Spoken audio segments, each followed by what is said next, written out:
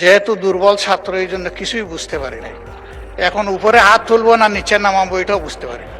আমরা বুঝতে পারি নাই মাননীয় স্পিকার, এটা আমাদের অক্ষমতা। এখন আমরা কি করব, আমাদেরকে একটু পরামর্শ দেন। মাননীয় বিরোধী দলের নেতা। ধন্যবাদ মাননীয় স্পিকার।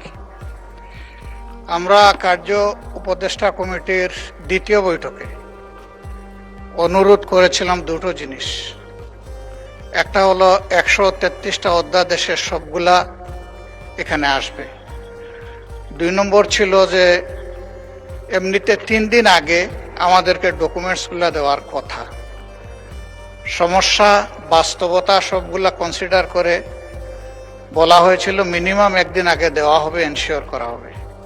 তা আমি তো অর্থনীতির ছাত্র না, যার কারণে এতগুলা ডকুমেন্টস এইখানে টেবিলে আসার পরে আমাদেরকে দেওয়া হয়েছে।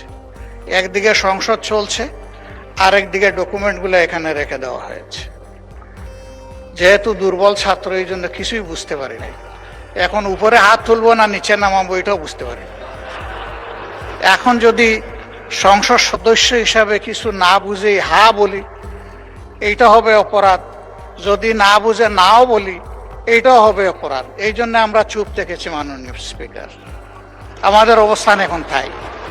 আমি জানি না এখানে বিজ্ঞ সরকারি দলের সম্মানিত সদস্যবৃন্দ যারা আছেন, তারা হয়তো সবাই অর্থনীতির ছাত্র এবং খুবই স্মার্ট, খুবই ট্যালেন্টেড স্টুডেন্ট ছিলেন, যার কারণে কাগজ দেখা মাত্র ভিতরে কি আছে তারা হয়তো এটা বুঝে ফেলেছেন। আমরা বুঝতে পারি নাই মাননীয় স্পিকার, এটা আমাদের অক্ষমতা। এখন আমরা কি করব, আমাদেরকে একটু পরামর্শ দেন।